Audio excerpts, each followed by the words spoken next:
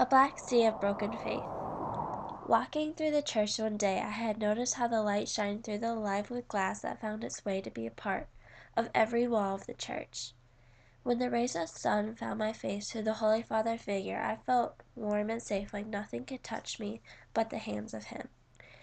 The church is not just where I prayed, but where I was raised and where I remained for a long time. I raised my daughter Louisa in the church the same way I was raised.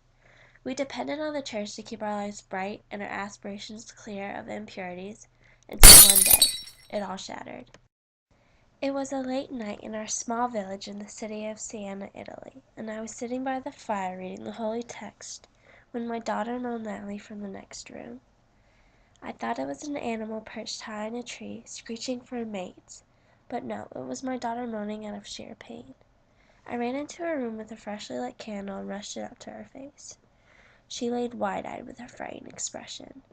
I whispered what was wrong, and she lifted her arm. I gasped at the presence of the irritated lumps covering her underarms and black spots randomly placed all over her arms.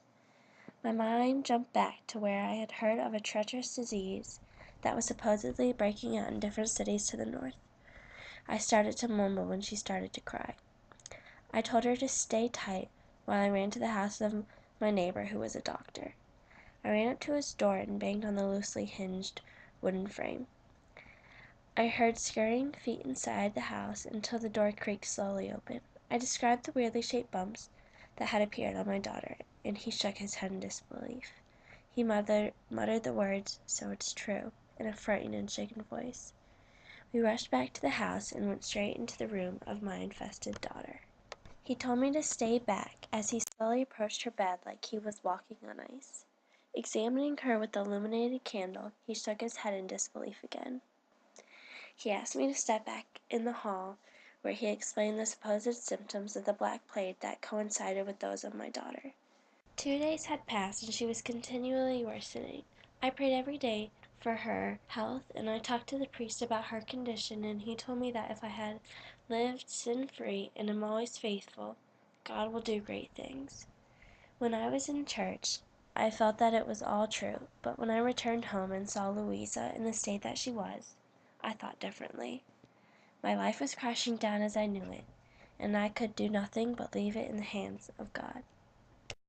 I had to get a pail of water for her because she said she was feeling very hot. When I returned, she was still as a dead tree without any wind circling. I rushed up, but I could hear no breath coming from her face.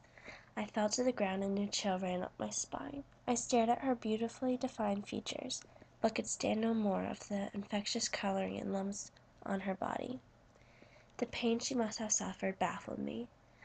I walked slowly and shamefully to my neighbor for advice on what to do with her body. He helped me carry her in a large cloth a short distance to a small field. I dug a hole while her body was suffocated in a pink cloth. I placed her in the wet ground and tucked my mother's cross pendant in the cloth above her heart. That was it, the last piece of happiness gone from my life. I left the field, feeling betrayed by God. I withdrew my association with the church quickly after her death out of loathing, and found myself thinking in terms of myself and fellow human beings and not through God. My eyes were opened by a new light of realism and reality. I felt comforted and safe with facts and science. I was interested in these new concepts that never seemed important and plausible. However, I felt lonely. I was a man without a wife or a child. I went to an orphanage that had been a topic of discussion through the town because of its large numbers of children with parents who had died of the plague. I was inspired to give a helpless child in my situation a new and stable life with opportunities and education. A girl, Giada, caught my attention with her bewildered looks, and I knew she was the one I needed to take under my wing. I successfully adopted her that day and took her to my new home with no memories. After about a year of completely warming up to me, we became joyous. I thought it was important for me to bring her up with knowledge and philosophical ideas. I was a lot more comforted in the arms of science and theory than in the arms of God.